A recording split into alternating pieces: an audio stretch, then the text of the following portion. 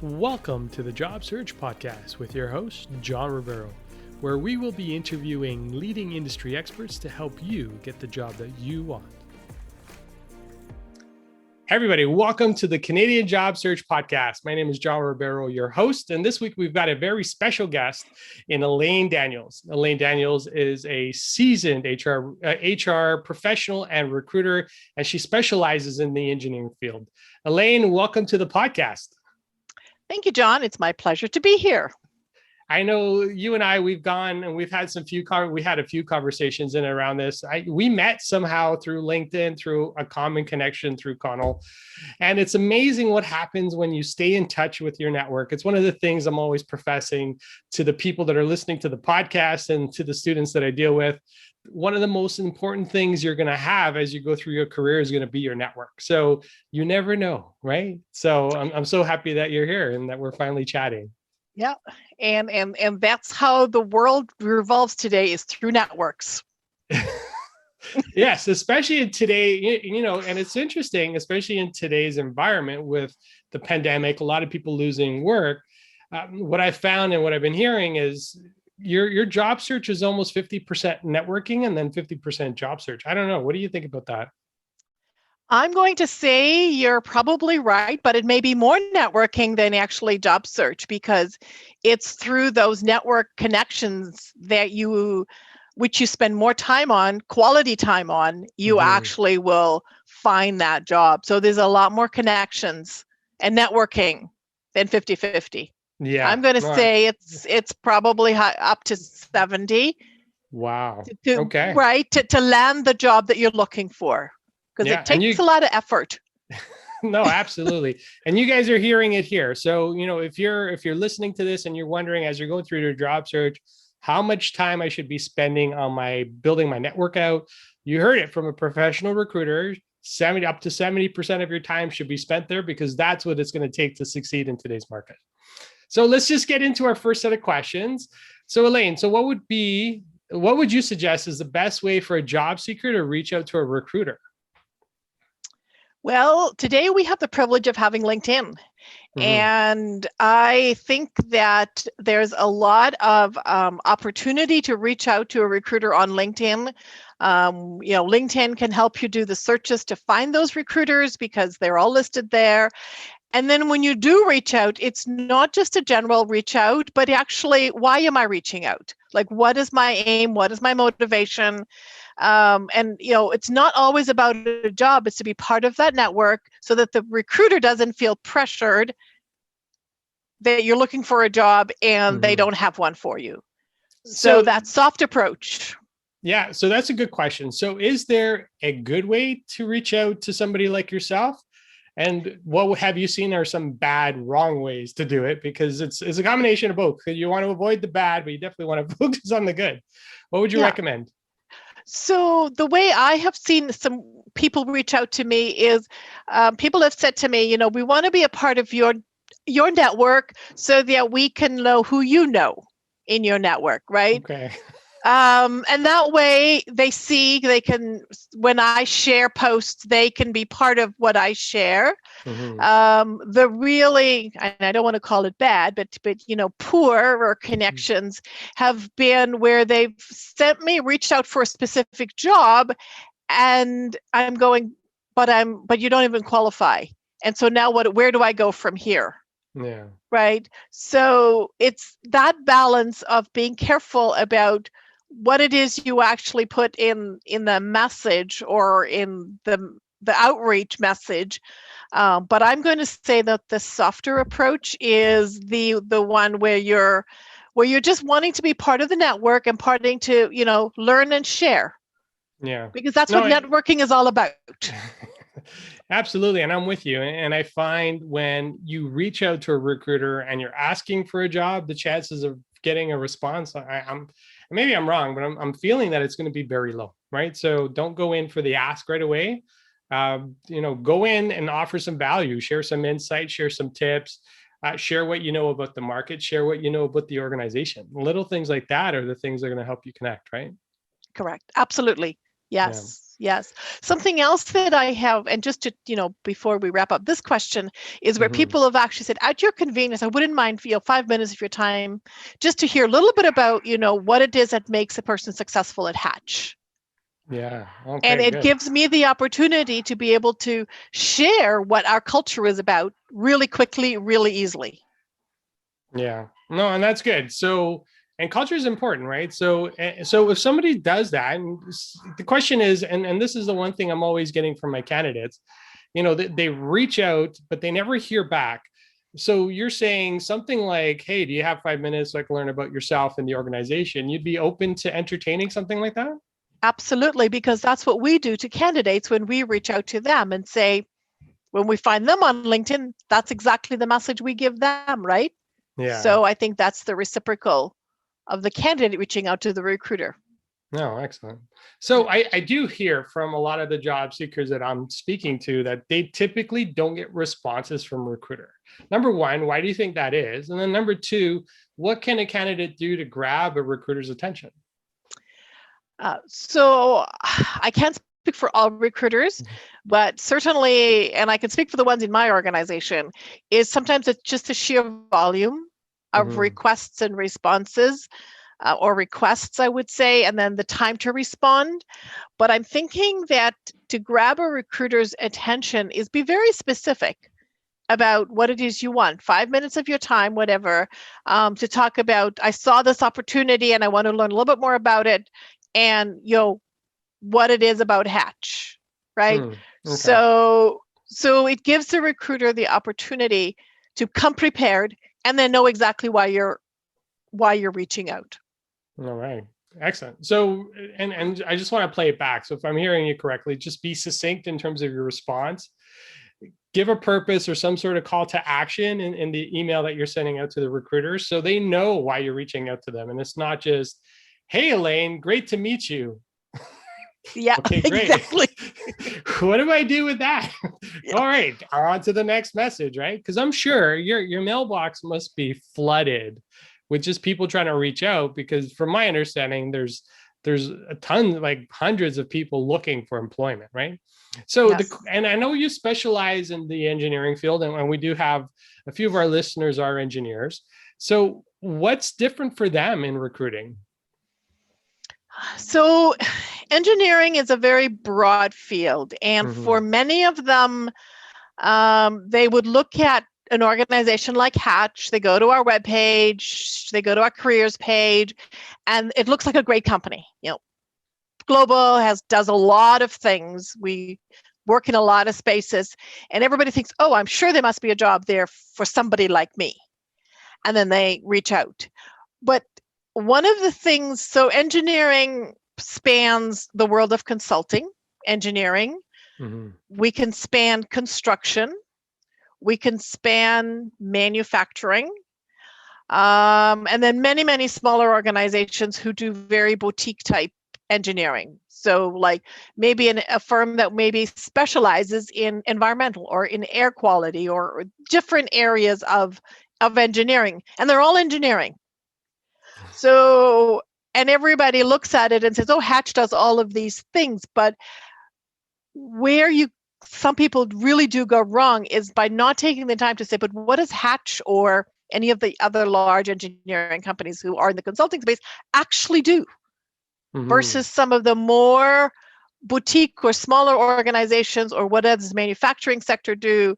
So let's take a mechanical engineer, can cover any of the spaces I've just talked about.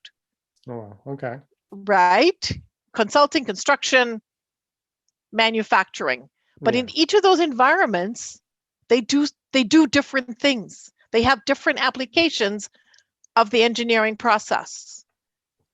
So in the consulting engineering, it's a lot about engaging with a client, doing presentations, being able to express your ideas, being able to bring value to the client's organization. Construction is on the execution side of engineering. On the manufacturing side, you're more on the front end of it, right? Yeah. Developing a product. So understand what the space is that you're currently in, and then how does that translate into the Canadian work environment.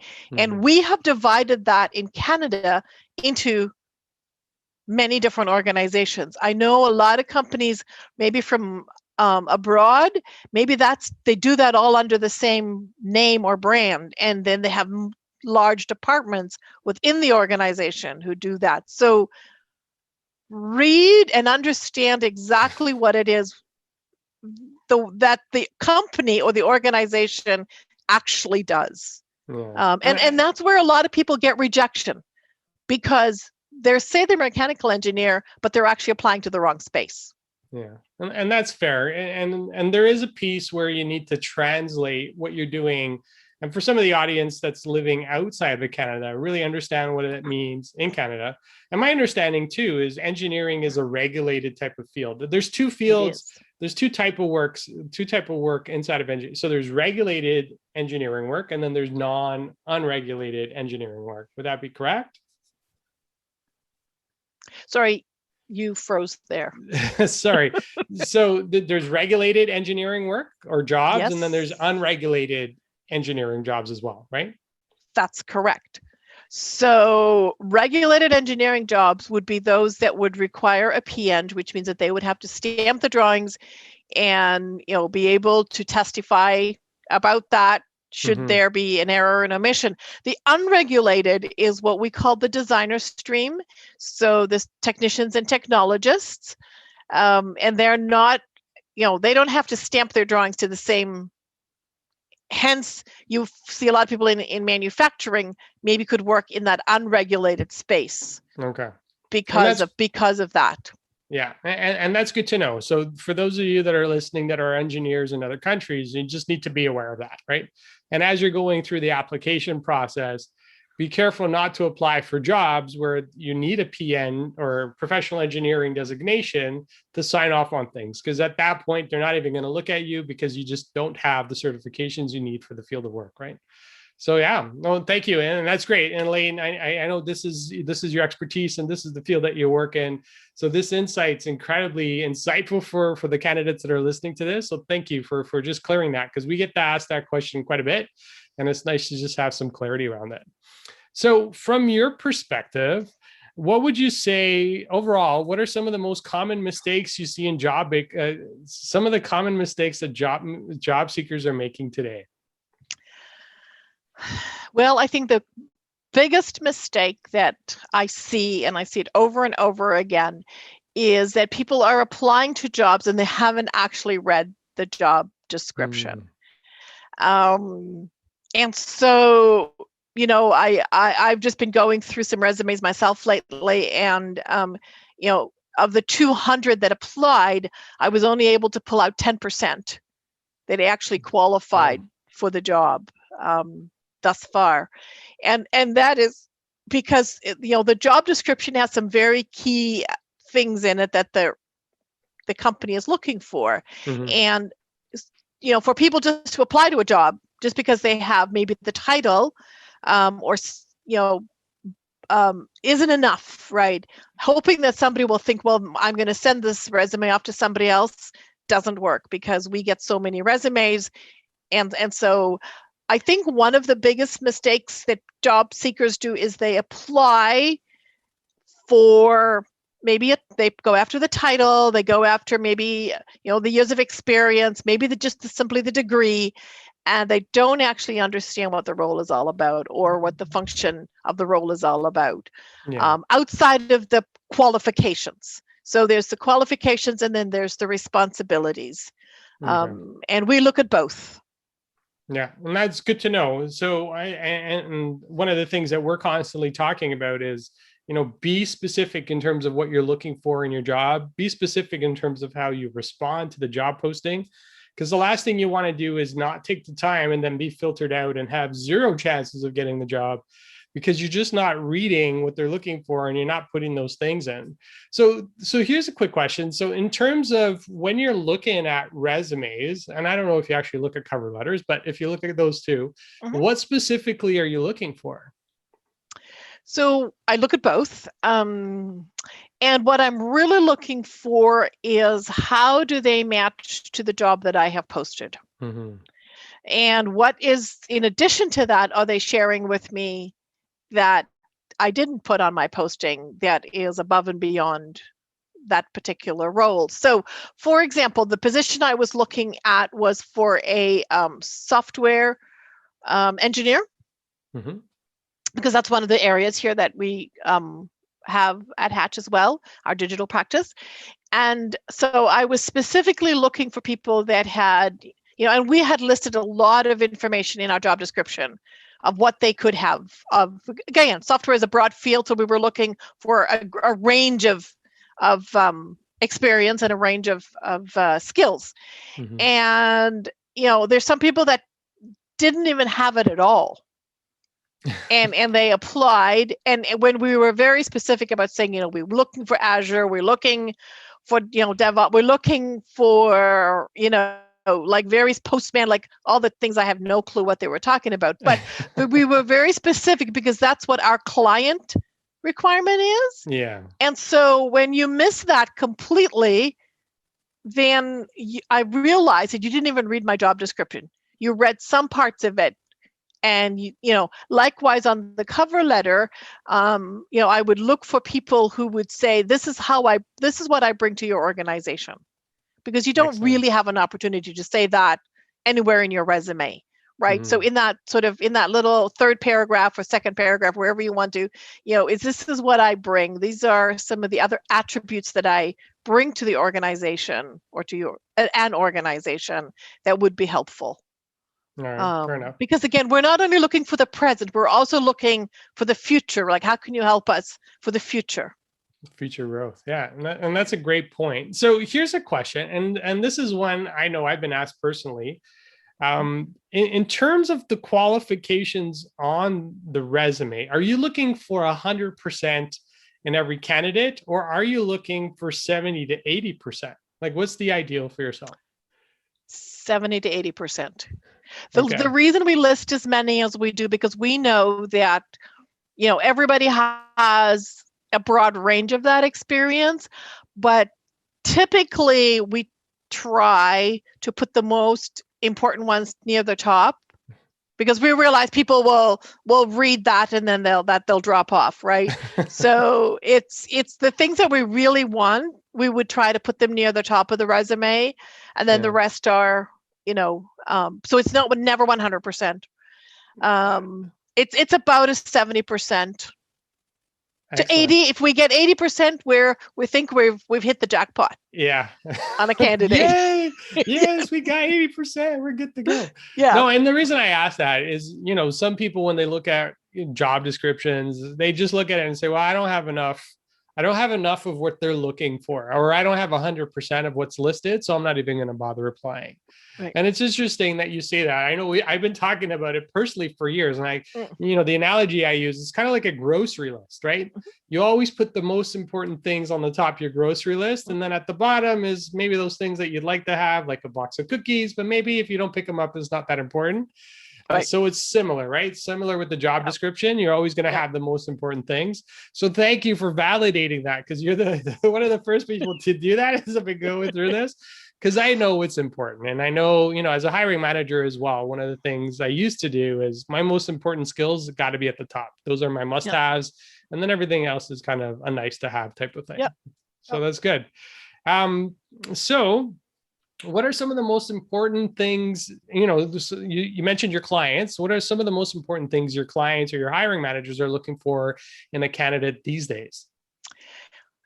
So as we live in pandemic world,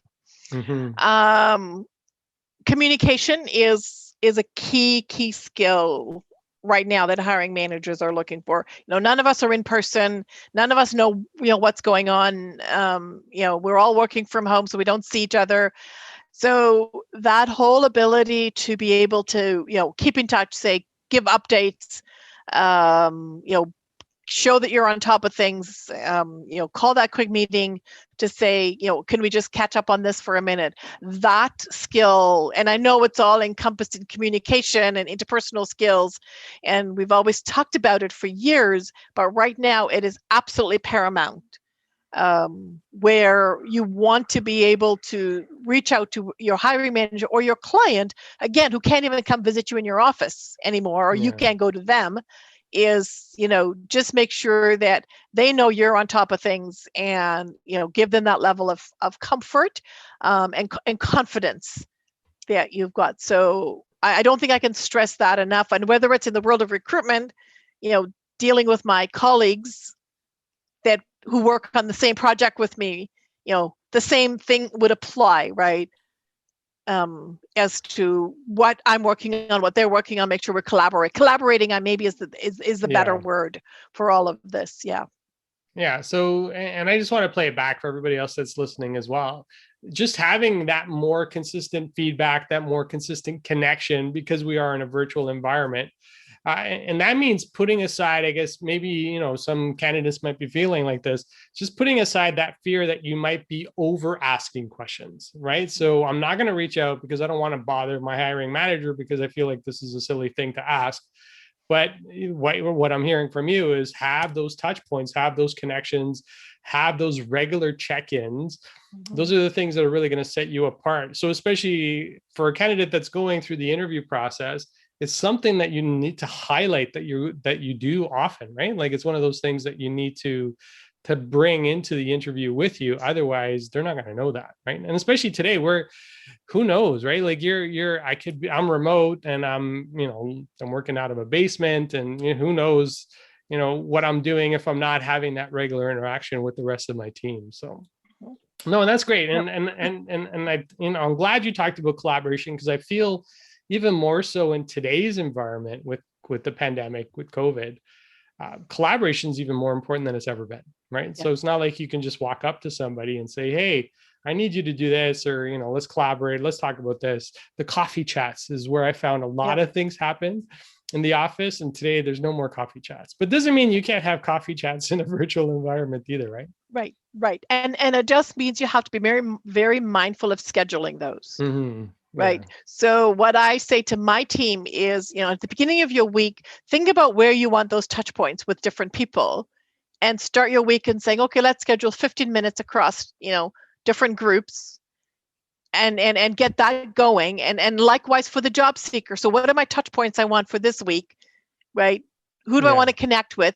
Get that in, what if a calendar or however, and then that sets your workflow for the week. Right. Yeah. Doesn't mean that becomes rigid. It just allows you to work in that collaborative space so that you don't miss things in the process, because we all get very busy really quickly. Yeah.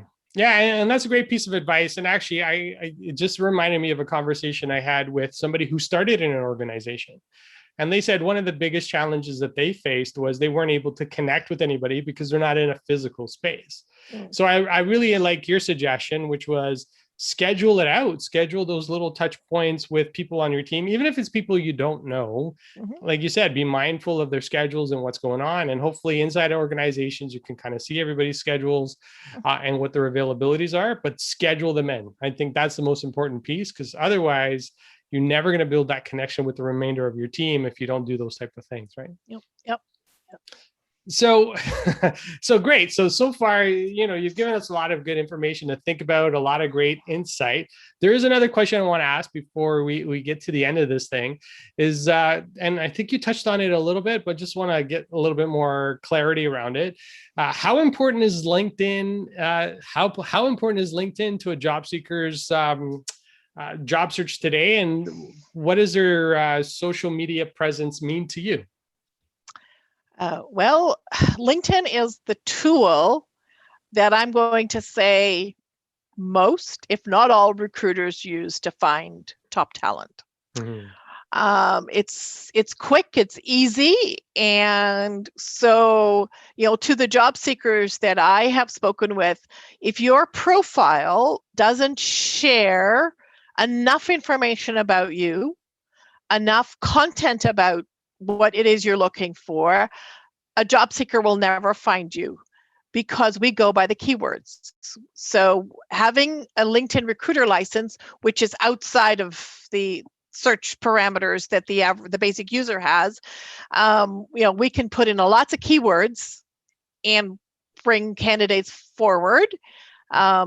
to us so if we don't see that content, or if the job seeker has not added anything that they want to share about themselves, their skills, their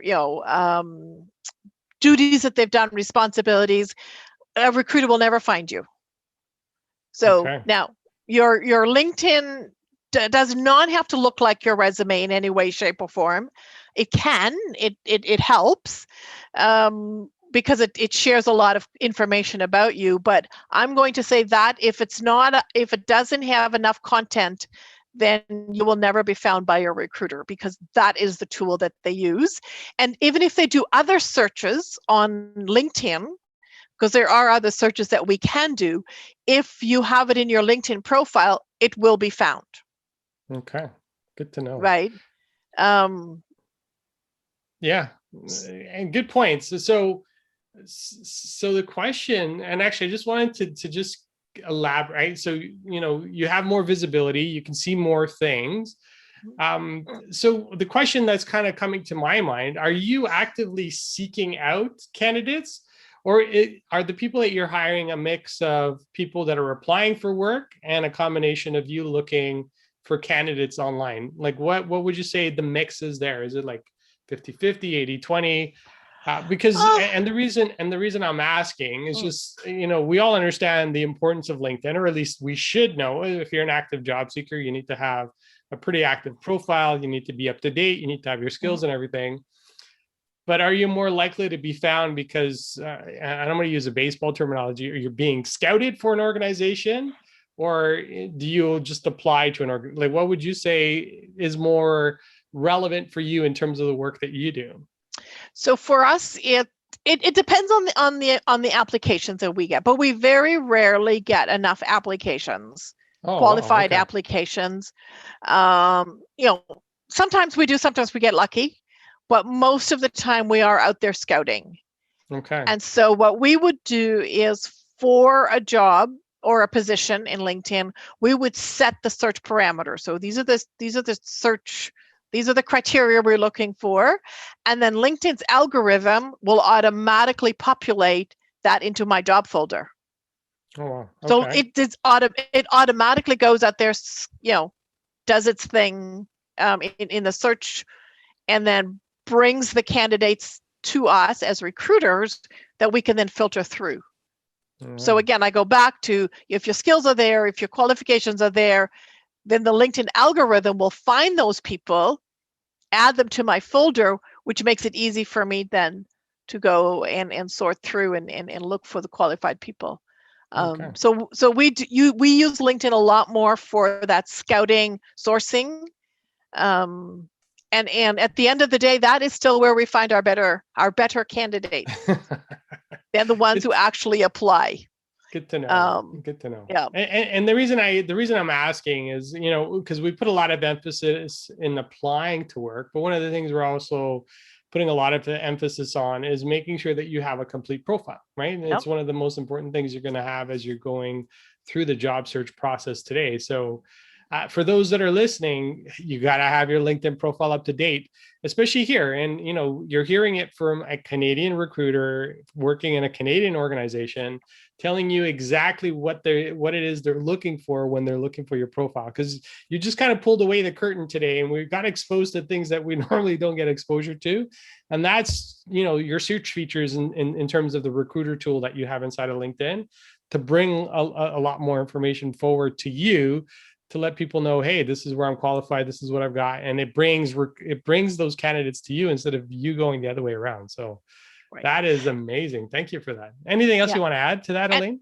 Well, and I think that, there's two little things I want to add. So these people may apply to our jobs, which is great. And then, we know that the LinkedIn search works because they've already applied to our job.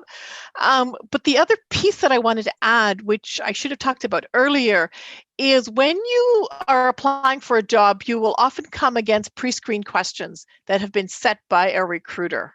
And those are set for a purpose. And some of them actually have a score against it, which is not visible to the candidate when they're entering their application, right? I think I want to say to the listeners, if you don't feel that you qualify or you can check off against 50% of those answers, don't apply, because you may just automatically get disqualified, because some of them may actually be disqualifying questions. Okay. And you're automatically rejected. So again, it's that, check what you're applying for, and the pre-screened questions will also give you a bit of a deeper insight into the job. Yeah, no, and that's a great point. And I love how you highlighted that, because what I find, a lot of people are just out there applying to multiple jobs, right? So they're just taking the resume, they're uploading it. But you're right. So in a lot of application tracking systems and a lot of systems, it asks you for these questions. And if you're not taking the time to, and what I'm hearing from you is, if you're not taking the time to fill out those questions, forget it. Like, you might as well not apply to the job, because you're wasting your time, right? So fill out those questions, and you're hearing it from Elaine. Fill out the questions, because that's what's going to vet you. That's what's going to bring you to the top, if you answer them truthfully, authentically. And if you're not qualified, don't apply to the job, which I think it's a pretty standard thing. But I'm glad you're saying it, because there's a lot of people that are just aimlessly applying to things, and I'm glad you're putting it straight. And the truth is, you're going to save yourself some time if you do it properly, right? Like, at the end of the day. Yeah. And there's nothing more demotivating than to get an automatic rejection. Like, you've hit the apply button, and then the rejection comes back right away. Yeah. Because something went wrong, right, in the process. So I can't stress, read what you're applying to, because, as the recruiters or recruitment teams, we set these things for a purpose. One, it's to help us, and also to make sure that we're getting the top talent for that particular job. Yeah, no, great point. And at the end of the day, it's your time too, right? So there's the job seeker who's looking for work, but it's also your time in making sure that you find the right qualified applicants for the jobs that you're hiring for. And if you can shorten that time, because people are doing it correctly, the candidate's actually doing you a service by making sure that they put all the right information forward. So great point. And you're right. And I loved how you mentioned that. Don't apply if you don't fit the criteria, but also be complete in your application. So a couple of different things there. So hopefully those that are listening, you're taking notes down, you're writing this, because that's what's going to save you time in your job search if you do it correctly. So Elaine, thank you. You've given us a lot of insights and tips. I know for sure people are going to want to get a hold of you and connect with you. How would they do that? So the best way for people to reach me is on LinkedIn. My profile is there. It's Elaine Daniels. Hatch, I guess it's just plain Hatch. We used to have. So reach out to me. And, for those who are reaching out from this podcast, tell me where you've connected with me, because it helps me then. Yes. So reach out to my LinkedIn profile. And for those of you who are listening to this particular podcast, tell me where you've heard about me, where, make the connection with John. And then, it'll make it easier for me to identify with you going forward. Excellent. Always. And I love it. Personalize your message when you're reaching out to somebody, especially somebody like Elaine. Why are you reaching out to them? Where did you learn about them? That's what's going to personalize it. And that's what's going to increase your chances of her accepting your connection request, but also her responding back to you. So great points. Thank you, Elaine. And thank you for all the tips and insights that you've given us today. It's been incredibly insightful. Again, and the two big takeaways that I'm hearing today is, don't apply for jobs that you're not qualified for. And then number two is be complete in the process and leverage your LinkedIn profile, because you never know when you're going to get scouted by somebody like Elaine. So make sure you're complete, you're doing your work, and you're getting it done. All right, everybody. So that is it for this episode of the Canadian Job Search Podcast. Wishing you all a great one. Talk to you all soon. Take care.